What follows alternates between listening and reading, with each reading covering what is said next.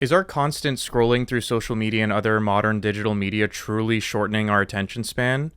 People are claiming that since social media has become so prominent with TikTok, Instagram, and Twitter, people can barely focus. We're going to talk about what the research actually shows for both short-term and long-term effects on attention and brain function, and ways that we can work to decrease our social media use. We are brought to you by Pure Yoga TV, on-demand and live stream fitness and yoga classes. Get fit fast. Stay fit for a lifetime on your schedule. Choose from an ever-growing selection of classes, including hot yoga, vinyasa yoga, inferno hot Pilates, yoga hit, ashtanga, meditation, and even more. We all know that exercise helps mental health. Well, now you don't even need to leave your home to reap those benefits. For only $9.99 a month, you can get full access. Go to pureyogatexas.com/pure-yoga TV and become a member today. Ooh, this is a big one. It is a big one. Maybe we'll just make it more. I think it could be conversational. Yeah, but I just mean, this episode's a doozy. Oh, yes. I'm ready to get into it. Oh, you are? Oh, okay. It sounded foreboding, but I meant it in a, yay, let's go. Oh, yeah. Sorry. Oh, sorry. Yeah, no, that was, well, I'm reading it. I'm like, yeah, this is quite a lot to cover in one. Yeah. But we can sure try. We can try.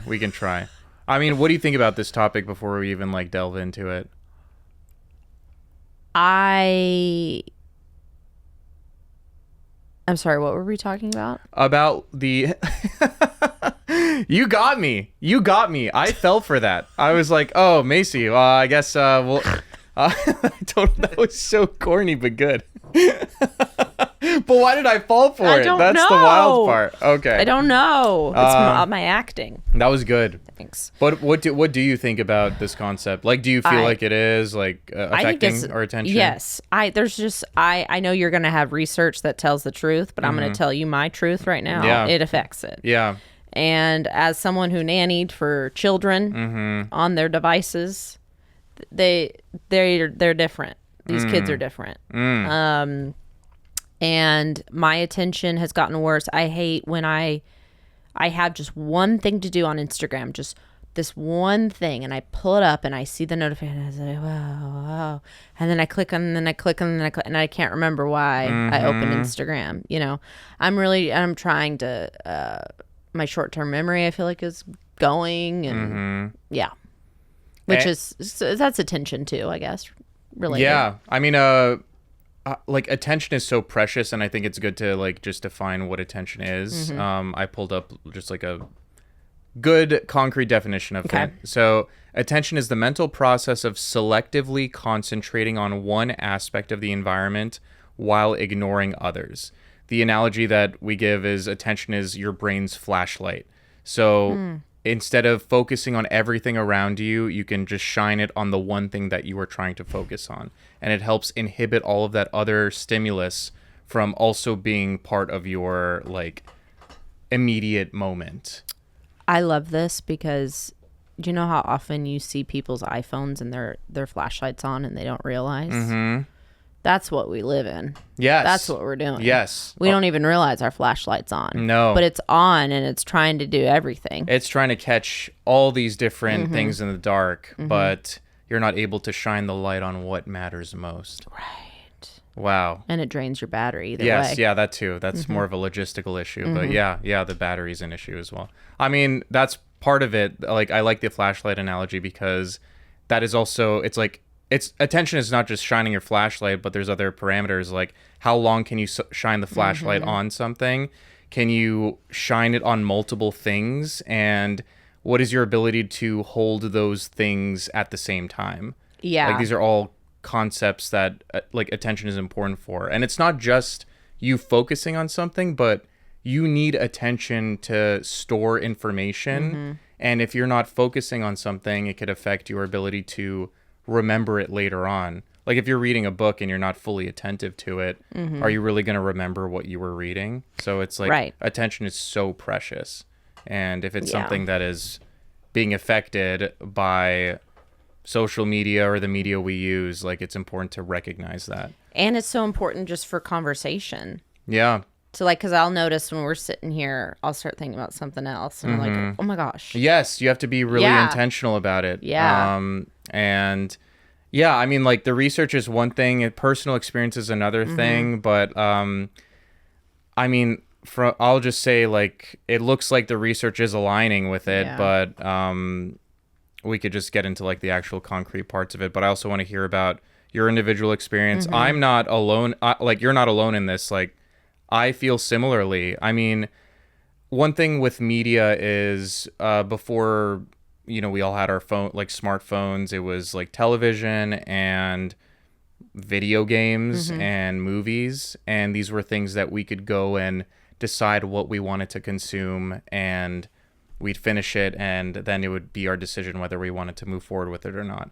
It is a very different ball game now, where you are having something that knows what grabs your attention and will consistently present that information to keep you engaged, and it is a failure if they don't keep you as engaged on it. Like it just feels like a very different type Yes. of media.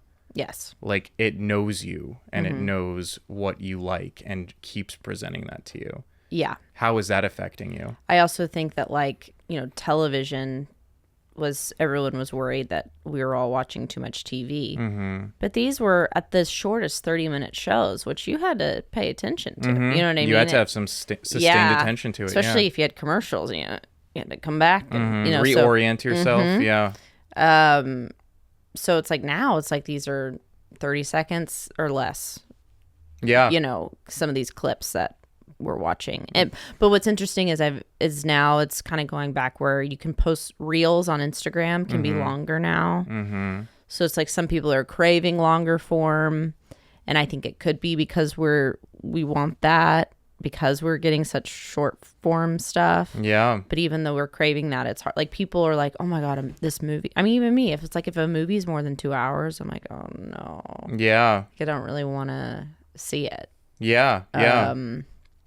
But that is long, I guess. Yeah, as you said that, I was like, pretty long. that 2 hours, like if I saw that on the screen. But most of them are 2 hours or more. Yeah. It's just a long time. That is a long time. Yeah. But yeah, no, now it's getting to the point where if a reel or a TikTok is more than a minute. Yeah, like I'm out. It's like you see the little bar at the bottom telling you how much progress is left, and you're like, this really has to grab me, or else I'm not gonna watch the full. Yeah, but I was watching an minute. But I was watching an interview that I really wanted to watch, and I saw how long that bar was, and I go, buckle up. I was excited. I wonder if having because you were ready for it, then I see. Well, is it even helpful? Like, if I was watching a movie, would I want to know how much time is below? Think so. But like, imagine I have to right now. Yes, imagine you were watching a movie crazy. and constantly you knew what progress. That might be.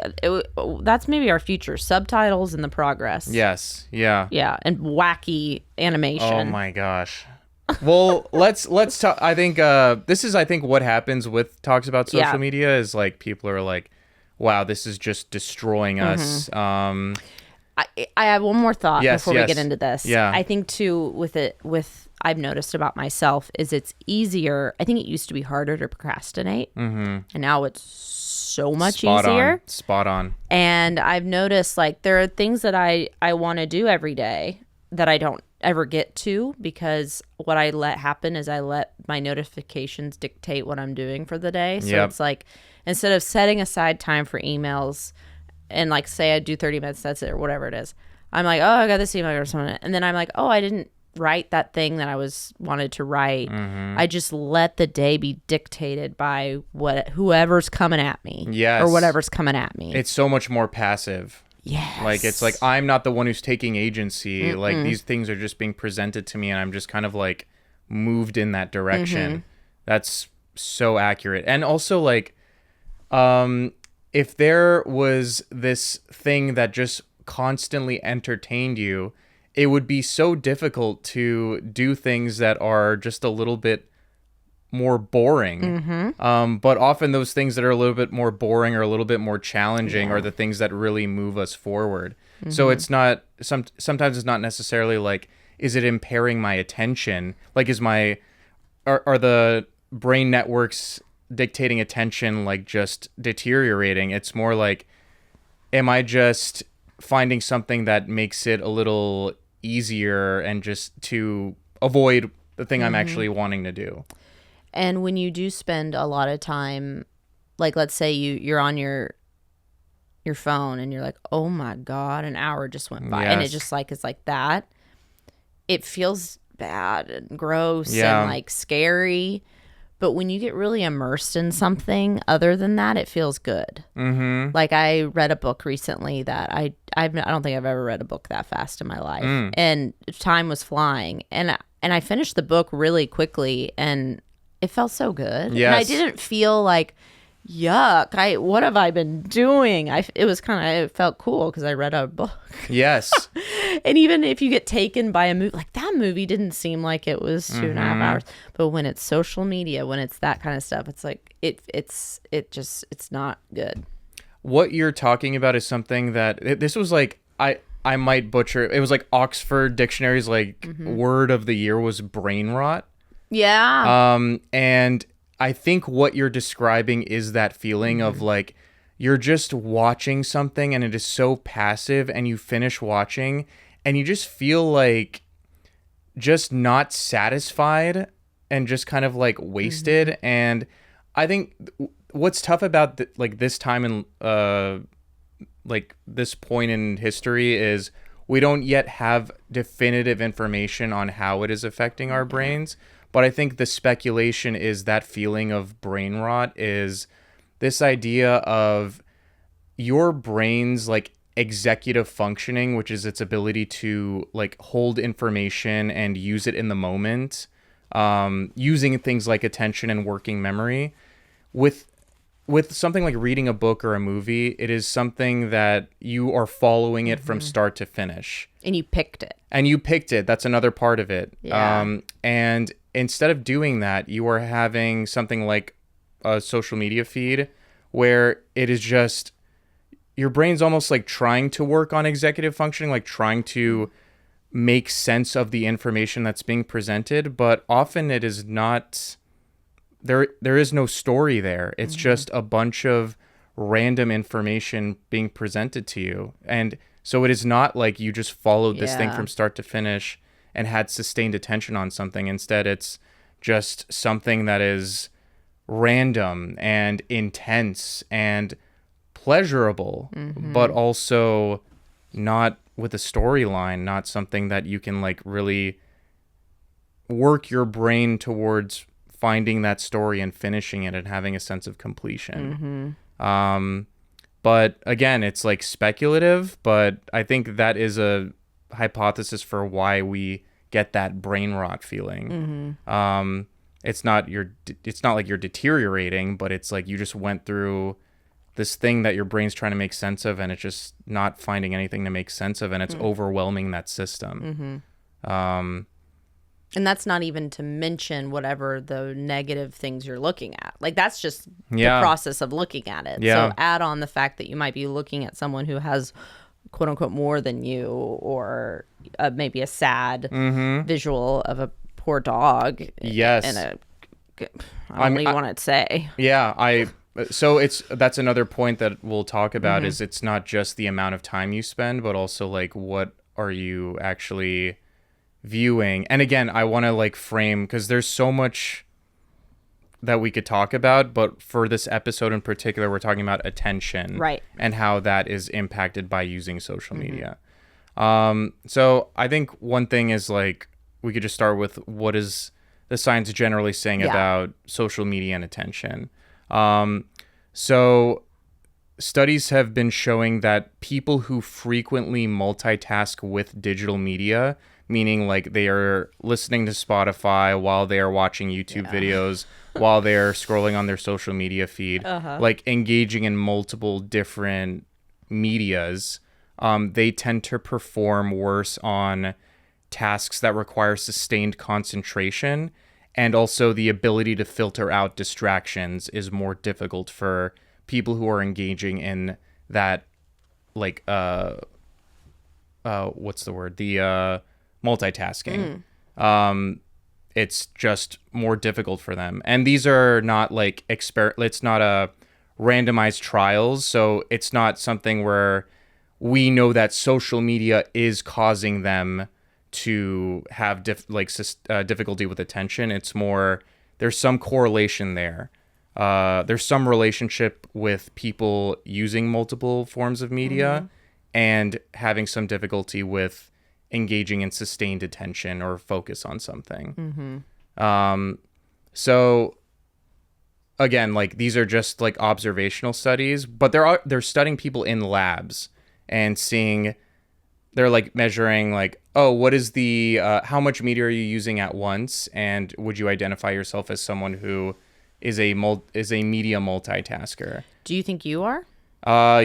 Yes. I mean, when I'm doing work, I sometimes listen to music. Yeah. That sometimes helps though. No, I agree. I think like one form of media might be helpful, especially if it's not something that is combating directly like what you're doing. Like because they got flow state music now. Agreed. I think those like that one piece is helpful, but let's say I'm reading something and then there's a YouTube video playing in the back or on the side. I mean, it's directly competing. I can't do that. That's literally like the flashlight analogy. Like, how can you put your flashlight on two things at once? I can't even. I feel like I've gotten worse at multimedia. Like, I can't even. If I'm going to listen and do something at the same time, even if it's just like the dishes, it has to be something I've already listened to. It has to be old music. I can't listen to a new album. If I'm listening to a new album, I have to just sit there and like listen to it. Or I can drive, but I'm not good at like, I don't know. The multitasking. I'm not. I think I maybe at one point was better, but I'm losing it, which is maybe fine. Yeah, I mean, this could get even more in depth, but one question that came up while I was looking at the research is it different for different generations? Like, is it different for millennials versus Gen Z? Like, you and I grew up in a time where like smartphones were not a part of our childhood necessarily. What is it like for people who are growing up with like text being available 24/7 with text messages and having an iPad and being able to access multiple things at once? Yeah.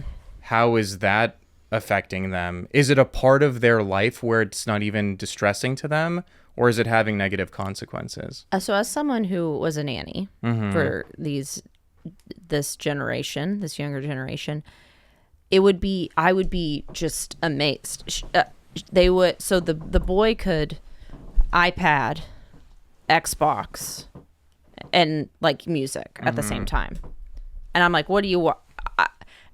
And the girl would be able to like, she'd be doing her homework and like Gilmore Girls would be on, but she had never seen it before. So I'm like, you're not really watching the show. Like I could see putting on something in the background that, because it's like white noise. Yeah. But like she would watch brand new things and like do homework or be talking to people. It was constant, and it was definitely something they could do that I couldn't do.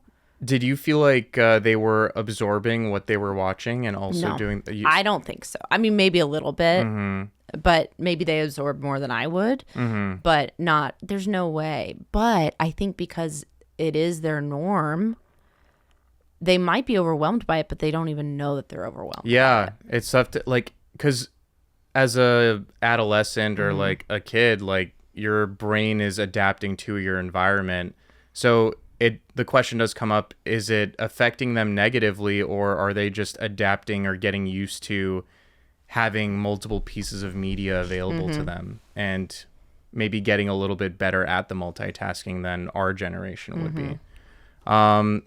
Well, so going back to the research, there was research studies done on high school kids, and seeing if the amount of media that they used was actually leading to ADHD symptoms, or was there a relationship between how much media a person was using and whether they got worsening attention deficits. So like, were they like having more difficulty concentrating?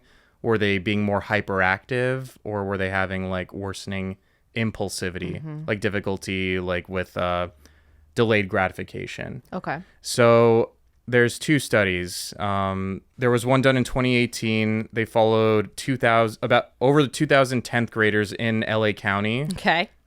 Which was me, at least. You grew up in Texas, right? Yeah, I didn't grow up here with you. That's right. I keep forgetting that because I've been using social media so much. Right. So they followed these 10th graders who didn't have significant ADHD symptoms at the start. And they tracked how often they use different types of digital media, like video streaming, texting, social media apps, and followed them over 2 years. And they found that the more types of media that the teen was using very frequently, the more likely they were to develop attention problems over time. Okay. So it didn't say that social media caused ADHD, but they accounted for things like depression and substance use. They still found that there was some linkage between using media at a high level and having worsening attention deficits. There was some relationship there. It wasn't causal, like you can't say it was social media causing it, but there is a relationship there with having multiple forms of media and having some impairment in your ability to sustain attention or being more hyperactive. Yeah. Also, this is so new, so we don't know, like maybe then their kids' brains will be different and adaptive more so. Like either we're going to all slowly adapt more or there's going to be like an uprising.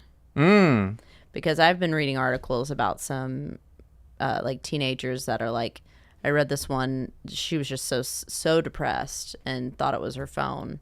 She got rid of it. She has a flip phone now and is doing so much better. And she's trying to get other kids. I think she's in college now and she's trying to get other kids on the flip phone thing. And I don't know. I wonder, because I don't think it's going anywhere, but maybe there will be more boundaries. I feel like a lot of things in society, there's like, it swings one way and then it swings the other. And I think if there is a lot of realization of how it's not just affecting attention, but also your mood and your, like what you're witnessing on social media, I think there would be a push to having more restrictions, which I think is important because it just came out like fairly recently, and I don't think we've had enough time to really have good restrictions on it. And I just thought of in season 1, we had a pretty good conversation about what social media does, like, to you socially, right? That was kind of what we were more so talking about in that episode, like how it changes your mental health because dealing with people differently. Wasn't that what it was about? About loneliness. It was about loneliness, how much more lonely we are. Yeah. The idea being these social media companies, they want to maximize their profits. So they're going to try to keep your eyes on the screen a lot longer because that's how they make their profits. And then you're spending a lot more time on the screen on something called social media. So you're getting the idea of you're connecting with friends, but in reality, it's not real connection, it's not real connection, and you're just kind of isolating in a way, like not really being engaged with the real world and other human beings in the present. So if you want more info on that, we have that episode already. But I think this is a good example of how, like, in this episode we're talking about attention, but there really are other domains that social media has shown evidence for, like, affecting things negatively. Like, it's been linked with more social media use being linked with increasing rates of depression and anxiety. There is evidence supporting that it can be related to attentional deficits, and it's concerning because it is in adolescence, so their brains are developing. There was another study done, so that one that it measured like how much media use you're using in multiple domains. This study was done in the Netherlands, and it tried to figure out if the issue is more related to the amount of time you're spending on social media or if it's related to how you engage with social media. Okay. So in this study, they followed teens from the Netherlands over a year, and found that the total screen time wasn't what predicted the attention issues. It was whether they had problematic use, meaning things like feeling addicted to their phone, not being able to stop, or having it interfere with their sleep or school or relationships. I know you chuckle at sleep because I think that is one of the predicted reasons of why it's affecting us negatively, is we are looking at a screen that isn't fully filtering out blue light, and you are getting some effect to your circadian, like it's affecting your sleep quality. So that's just like one part of it. But I'm falling asleep just thinking about it. Yeah. It was whether they were engaging with it in a problematic way that predicted whether they were going to have attentional issues or not. I can't imagine there was a kid that didn't have a problematic relationship with it, but I guess they're out there. I think they are out there, but I think it really is common. We engage with it and we feel like we would like to engage with it a little bit less. And if we really put our foot down, we can. But I think for some people, you feel really driven to it. Yeah. And it is impacting people a lot more than how we imagine. Than just the normal amount of. Yes. Yeah. But you can ask the question of, is the normal amount even healthy? Right. Because it's almost becoming a cultural norm to spend your time on social media a lot more. And is a disease something that falls outside of the cultural norm, or if it's the cultural norm, is it actually a disease? Well, it makes me think about sugar a little bit. How so? Because, like it's addictive, and you have one thing of sugar and you're like, oh, I kind of want some more. It's kind of, and it's like processed foods too. It's like some of those are designed for you to want more. You can't just have one potato chip. So that kind of makes me think of the algorithm and sucking you in the same way, which now that I try to remind myself of that, and it does help me stop. Like, I'm not falling prey to this. Yeah. You're not going to get me. But the chips get me. But not the social media, but the chips. Yeah. And do you think that there's do you feel like you can use social media in a way that is fulfilling in some way? I do. I just think it takes so much intentionality. Yeah. Because I think social media can be really nice. Yeah. What do you think would be a way that you would engage in social media that wouldn't be bothersome to you?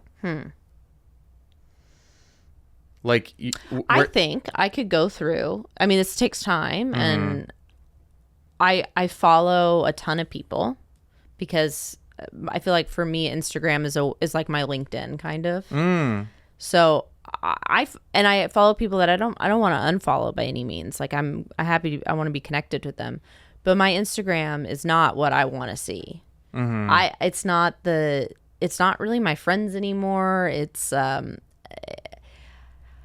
I don't even know what it's my Discover page. I'm like, what? This isn't even what I want to really see. I think if I went through and like hid a bunch of people that I don't even really know anymore, and I think I could curate it to where I'm actually seeing my friends and seeing even accounts that I want to see.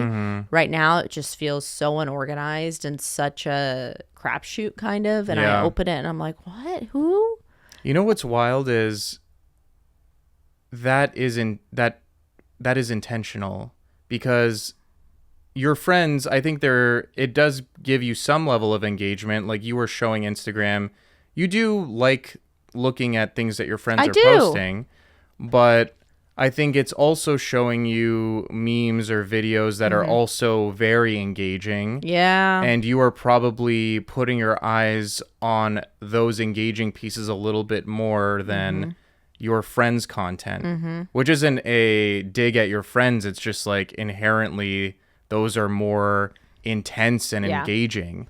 I also think it's hard, and I would love to talk to like another comic about this, but most people don't follow 1,000 comedians. I don't know that that's really my number, but But when you're a comic, those are your friends and those who you know. So the people that you follow are posting things every day. They're posting videos. They're posting reels. Oh my gosh, yeah. And it's exhausting. Yeah. It's like I don't want to watch another reel. Yeah. And but I want to support certain people, obviously. So most normal people, they have their comedians they like. They follow those. It might be 5. Mm-hmm. And that's all they're seeing. Yeah. You know. So I follow like 2,000 something people, and it's too much. Oh my gosh. Yeah. I mean, it's interesting your relationship with it because it is professional. Mm-hmm. Completely. Like outside of our podcast, I wouldn't say my social media use is necessarily like for professional use. It's more just for what I hope to think is like connection with friends, but it really is like me seeing ridiculous memes, and I will send them to friends. But and it's kind of nice. You're like, oh, this person would like this content, but I'm not really truly connecting with them because of the memes I'm sending. Like, it'll be nice if we're like, do you see that meme I sent you? Right. But it's like, that's the part that's enjoyable, is you talk about it in real life. The rest just feels not as fulfilling. Yeah. Like I have a reminder on my phone today that went off, like to post a stand-up clip, you know, because it's just, I pretty much only see it as work. I don't really see it as fun at all. So it sounds to me like there is a level of usage for you that would be in line with how you want to use social media. Like, I'm going to dedicate this amount of time where I'm intentionally like looking to see what my colleagues are like posting or working on and supporting it. And then once I'm done with that, it's done. I'm done for the day. And what's also hard, this is probably interesting to no one but comedians, but so many shows that you're on, they'll DM you all the information. People aren't using email. They're not using text anymore. They're doing DMs on Instagram. So in order to even read that, you got to pull the whole thing up, and then it's exploding at you. So that's another thing that's super frustrating. Oh my gosh. I mean, so I have a good, I think this is a good segue into like ways you can use social media a little more intentionally. Okay. Although there is a lot more research to talk about, but I think that this is a good, like, I think it just makes sense to talk about it now. So have you heard of this app called Opal? No. I'm so glad I did not ask you. This app has changed my life. Wow. We are not sponsored by them or anything. Yeah. Like, oh my gosh. So this app, you essentially set times that you want to be focused on your phone. And once that time starts, it blacks out every app that you would find like would bother you or make you procrastinate. And it puts an encouraging message up for you. That's nice. And at the bottom, it tells you how many times today you have opened the app unconsciously. So it gives you direct feedback showing you how much you unconsciously open the app and engage in some kind of like avoidance of what you're actually supposed to be doing. The first day I downloaded the app, I set it from 9 a.m. to 5 p.m. Instagram alone, I think I opened like 26, 27 times. TikTok, I opened like 14, 15 times. There's like other, Instagram, TikTok. Calculator. That one, thank God I keep it open. But it tells you, it gives you that feedback of how much you're actually using the apps you're not supposed to be using. And you're just, because it's blacked out, you're not even like. It still lets you click it though, right? It lets you click it, but it shows that encouraging message and the amount of times it's been blocked. Yeah. And in order to access the apps that you want to, like let's say it's an emergency and you really need to look at it, you have to open the Opal app and then it makes you wait 7-8 seconds and takes you through a breathing exercise. And then only then can you say, I want to take a break. Jeez. And the maximum you can do it for is 15 minutes. And then once that 15 minutes is up, it blacks everything out. Do you use this every day? Yes. And holy cow. What's amazing, I just love this app. At the beginning, when you first download the app, it takes your screen time data that's already on your phone and says, if you continue at this rate, this is the amount of years you are going to spend on your phone. And for me, it was 30 years. Should I download it right now and see what it says for me in the meantime? Yeah, sure. Yeah. It told me I would spend 30 years of my life on my phone. Yeah, that's sickening. And I've been on it for a month. And yesterday or the day before, it showed me my progress over the last month. And it said, you are down to only now spending 10 years of your life on your phone. All right. So, I mean, that's 20 years off. That's a lot. Have shaved off. Well, because there's a lot of things too. Like I did the screen time thing through the phone, but it doesn't work. Good. It's so easy to just say, yeah. I want 15 more minutes, and you open it. This one is like, you really have to be intentional and saying, okay, I'm really going to spend time. Is it free? It's free. Whoa. I think you get they send ads though all the time. I was bombarded with ads from them, and I don't know what made me actually decide I'm gonna use it. I'm so glad I got it. All right, let's do this. I think it's like $100 for the year if you want like added capabilities, but I think the capabilities it has on its own on the free version is enough. Whenever you start to you know how it says ask app not to track or allow? Yeah. What do y'all do? I ask not to track. Not to track, yeah. Mike? Not to track.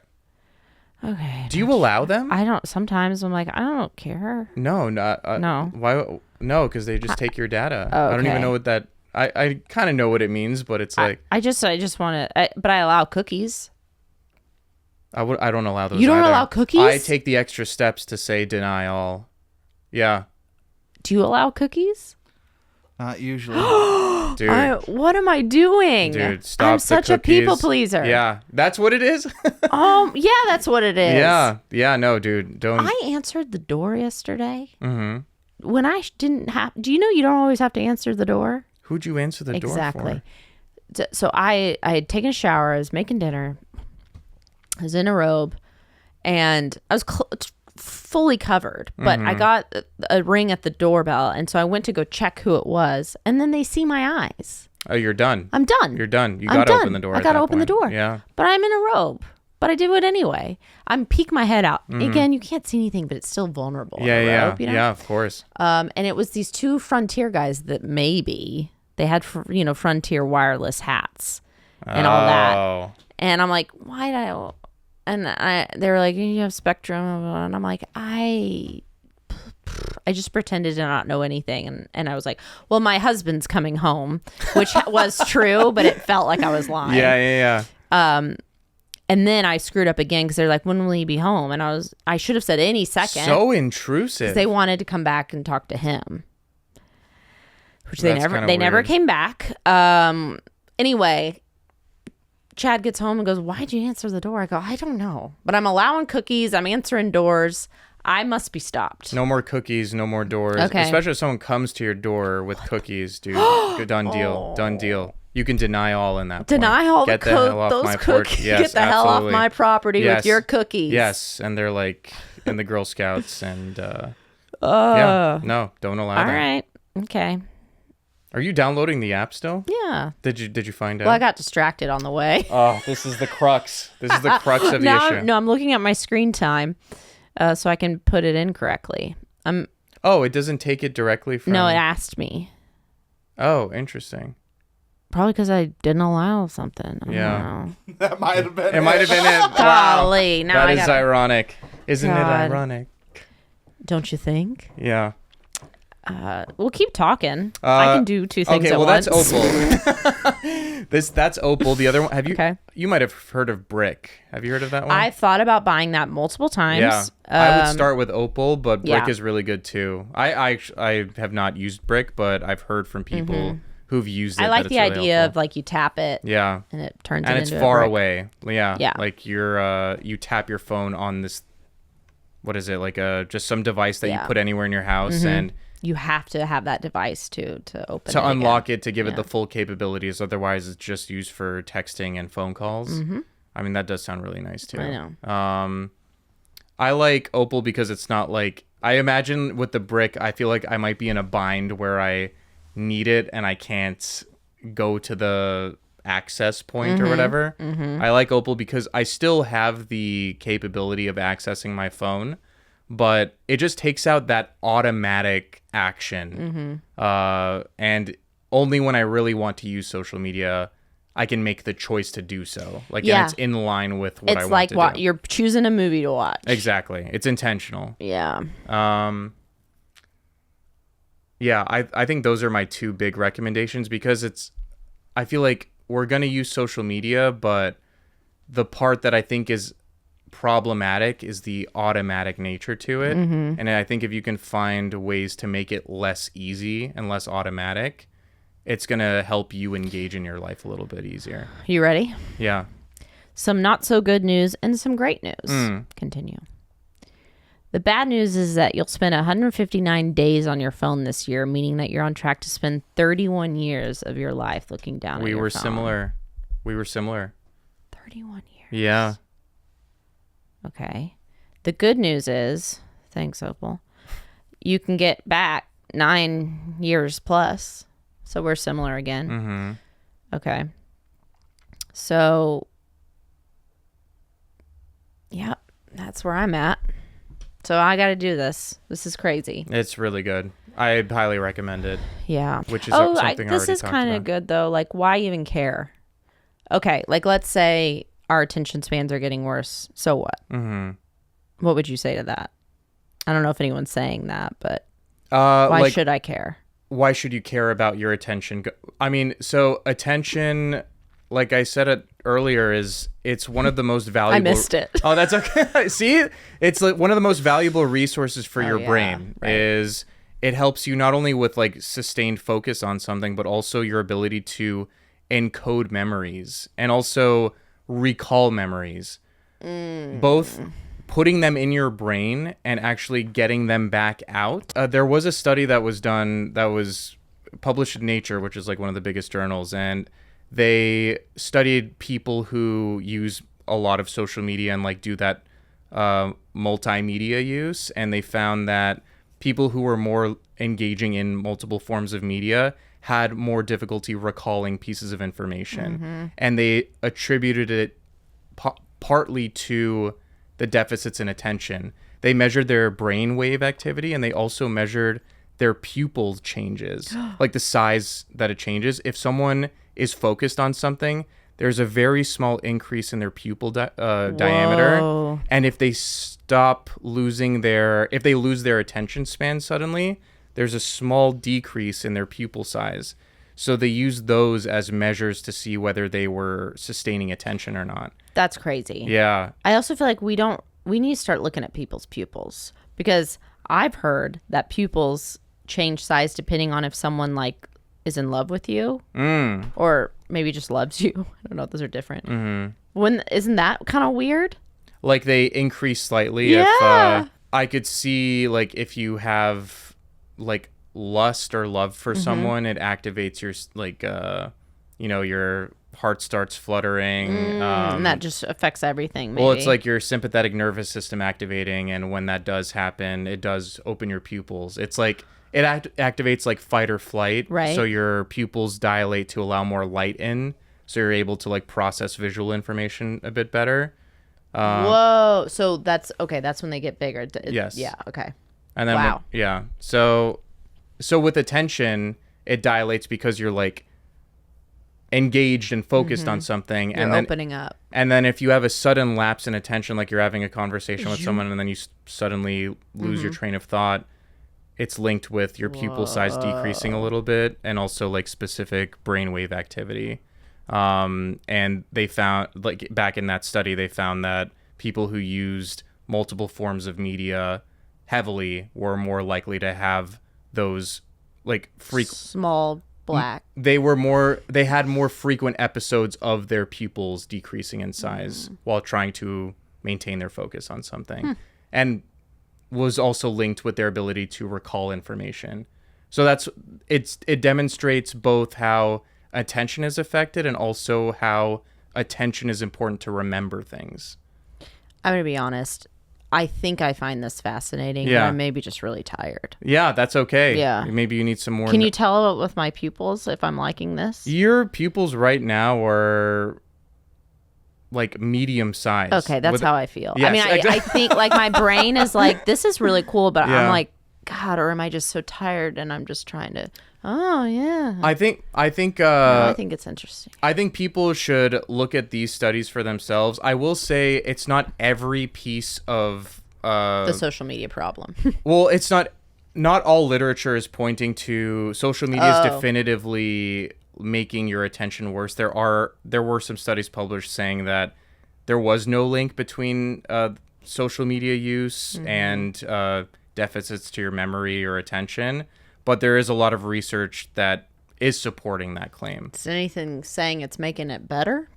No. Well, there's your answer. Well, for attention specifically. Right. There were studies with like not social media, but with other forms of media, like video games. Like there was research saying that it helps you with your visual processing. I get that. That and makes reaction sense. time. I have not seen positive research on social media affecting attention. When I was researching this, Yeah. I did not see that. I searched for like positive things, like does it help? And I couldn't find anything that. Yeah. I just saw evidence that it didn't necessarily. It wasn't linked with making it worse. Okay. But there's evidence supporting that it makes things worse. But I think the question then lies like, where does that leave us with the information we have right now? My takeaway from this is social media is around and it's tough for us to just tell everyone to stop using it. I think realistically, we're all going to be using it. Right. What we can do about it is trying to make it more intentional. And if we are using it a lot, making sure that we are doing what we can to make sure the content we're consuming is not distressing or harmful. And also paying attention to, are we developing any of those like problematic use patterns, like where you feel like you need it or where you feel troubled when you don't have it, or where it's affecting your relationships. Those are all things that I think we all need to be paying attention to, and also making sure that it's not affecting your sleep. I think that is kind of like a balanced takeaway I can take from this right now. And also, I just highly recommend using those apps. Yeah. Something to help make it more difficult for you to access those apps as easily as we can. That's my like kind of like grounded takeaway from this is it's going to be around for a lot of us, and we should try to think about the How way to take back the power a little bit. Yes, in whatever way we can. And also, I think it's a little bit reassuring that maybe if we're just spending a lot of time, that there is some research saying that it doesn't necessarily, it's not hurting your attention. But again, there's limited data on this, and we don't have, these are all observational studies. We don't have something where we followed a bunch of people and assigned them to, you have social media, and then this group doesn't have social media, and then we follow them and see how things change. That would allow us to say whether it's causal, that social media is making their attention worse. We can't do that, though. We can't do that. We've just been having studies where we watch people and see how they respond. But we need those like randomized controlled trials to make more causal statements. Yeah. So that is my like nuanced takeaway from this. And we'll see. I know more research is going to come out, and we're going to have more definitive statements on this. But again, this is just for attention. We haven't even talked about mood and sleep and gone into those. So we'll do a 10-part series. yes, I mean, we could have so many different episodes on this, but I think what I said, I think would still apply in a lot of cases. Yeah. So, yeah. What is your feeling as we're wrapping up, like from hearing all of this? Well, I started trying to figure out, I was like, you know what? I wonder if because I looked up my screen time Mm-hmm. and I was like, I wonder if this is including Google Maps. I'm trying to be like, maybe I'm not on it. I'm trying to feel better about maybe I'm not on it as You're much. a big Google Maps user. Of course. Yeah. Because living in LA, even if you know how to get there, you still, it might take you a different way for a better time route. Yeah. God, I'm tired. And for when you're tired and you don't want to think, you just put up Google Maps and it almost feels like the car's driving itself. Yes. Or you're really tired. And That too, yep. have you ever pulled over on the freeway because you were so tired? On my way to San Diego, this was years ago, but it was really scary. Well, did something happen? No, I just felt like it was really late at night. I really felt like I was about to fall asleep. And you did pull over. I pulled over and I got like a drink somewhere and I had to slap myself a little bit. Did it wake you up? Did your pupils dilate? My pupils dilated and then I was sad at myself. Why'd you slap me? You know? Yeah, that seems like a reasonable reaction. Yeah, and so I had a whole thing with myself, and then that woke me up.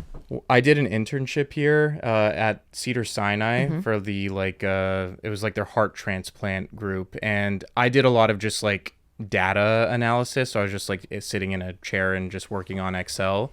But Fun. One of the perks of it is if there was ever a heart transplant, you would get called and you would get to go watch the surgery. Whoa. So I did a full day of work and then I went home and it was like 10 or 11 p.m. and I was about to go to bed and I got a call that there was a transplant coming in and that I could go watch. So I drove back to the hospital. Did you really care or you felt pressure? I felt like this is a rare opportunity Okay. that I can watch a heart transplantation. Sure. And so I went over there and it was like 4 a.m. watching the procedure. And then I was there and then I wasn't sure. I was an intern and I wasn't sure if I could go back home or if I had to stay for another day of work. And I didn't want to get in trouble. So I stayed for another day, 9 a.m. to 5 p.m. on Excel. No. And I was drinking a bunch of coffee trying to stay awake for it because I just didn't want to get in trouble. Oh. And I was like, coffee doesn't do anything after a certain point. Yeah, no, it doesn't. It just does not work anymore. And I was like, I think I can make it. I think I can drive home. And I started feeling tired and I was like, this is not worth it. So I pulled over and I fell asleep immediately. In the car on the shoulder. Yeah. Because it was the safer thing to do. Oh, absolutely. It's just so scary. 45 minutes later, I wake up to someone banging on my window. Oh my God. Driver's side. And it was a police officer. Oh. And he was like, you can't be here. And Very I was illegal to do that. Yeah, it is. Yeah. But it was like, I wanted to be safe. Car wreck. Yeah. And I think it was nice that he was like so intense initially, and I was like, he saw that I was like dressed in like business casual, and he was like, "I'm glad you like pulled over, but you cannot stop here." And I was so hopped up on adrenaline that it allowed me to like get home, and I slept for like 14 hours straight after that. But I don't even remember why I brought this up, but.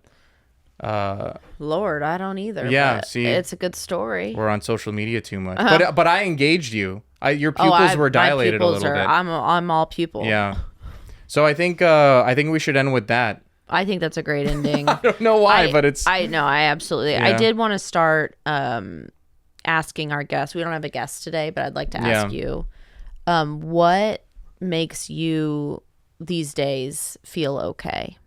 My friends. Your friends. My friends. I've been in Boston and I have like coworkers and some friends there, but like my friends back home, I feel like I can just spend time with them and like the statement of like filling your cup, like just feeling like you are just yourself and able to be yourself. And also in the environment I'm in, I think there's a lot of like, oh, what are you doing? What are you doing now? What are the things that you're doing? And like, there's this sense of like monitoring and also your value based on what you do. And I Your love friends don't care. No, I love it. Like I feel like I can come home and no one's asking me about like work and like what I'm doing. Like I they'll don't ask even know about what to ask. Yes, You know what I mean? and I prefer that Yeah. because it's not just like I don't want that to be the thing that like makes me who I am. Like I want, like it's like just being present. Like that's enough. I think that's what keeps me going. That is a great answer. Was it? Yeah, and I think it'll continue to make you feel okay. Yeah. What about you? Right now, it's a particular album. I've gotten really into this. It's her name. Well, her name is Rebecca Taylor, but she goes by the name Self Esteem. And she released an album called A Complicated Woman. This was maybe like, I don't know how long ago this was, but it was in the last couple months. And she even has a song called The Deep Blue Okay, and talks about how, which is kind of why I thought about this question, because we're called SSR, I'm okay. And the idea of, I've thought about myself when I've gotten in situations where I'm anxious and I've gone like, you're okay, you're okay, you're okay, you know. And she has this like amazing song, and it talks about how sort of like the goal is now to sort of feel okay. And I just really resonate with that. And it makes me happy that our podcast is called SSR, I'm okay. Because I think when people say, how are you, I'm okay, that's not ideal, because what information are you really giving them? Yeah. But that I associate like being okay with like feeling peace. And I don't know, I've really noticed how much music has affected like how I feel. And this album I've just been loving. You feel moved by it? Moved. That's excellent. Because I feel like what I worry about the word okay sometimes is like, sometimes it's like almost feeling numb.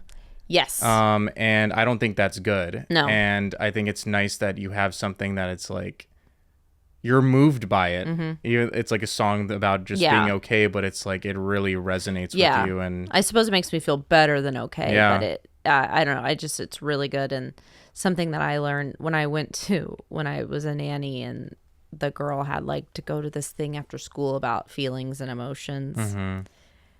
The teacher goes, you know, if someone asks you how you're doing, never say fine. She was like, because fine stands for feelings inside not expressed. Oh. And I was like, whoa. Oh my gosh. It's kind of good. So prompting them to say an accurate anything statement about how you're feeling. I like that. actually, which I like that too. For a child, I like that. Yeah. I like think about feelings inside not expressed a lot. Yes, I really like that. What's tougher is like in the adult world, I feel like, especially in like work or whatever, Fine. you also have to think about like, am I going to burden this person? Yeah, And also they like, don't really want to know. Yeah, and also if you're not doing okay, it's like are they going to use it against you or like, yeah. But I think for a child, like, that's good a to good learn. practice. Yeah, agreed. Great. Thank you. Thank you. Thank you, Mike. Thank you, Mike. You're welcome. Thank you. Thank you. Thanks, everyone. Yeah. Bye. SSR I'm Okay is produced by Dr. Bijan Zarabi and Macy Isaacs, with artwork by Zoe Zakson and music by Raul Garcia, edited by Katie Hettenbach. Special thanks to our sponsor, Pure Yoga TV.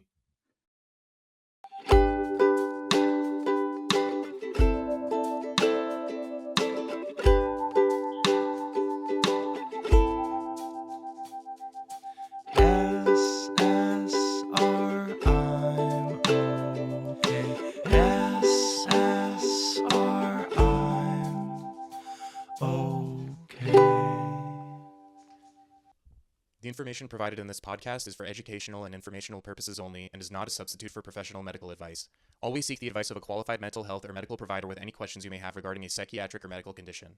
Never disregard professional medical advice or delay in seeking it because of something you've heard on this podcast. The views and opinions expressed by the guests and hosts are their own and do not necessarily reflect those of their affiliated hospitals or medical facilities. While we make every effort to broadcast correct information, we are still learning. We will double-check all of our facts, but realize that medicine and psychiatry are constantly changing. We welcome any comments, suggestions, or corrections of errors.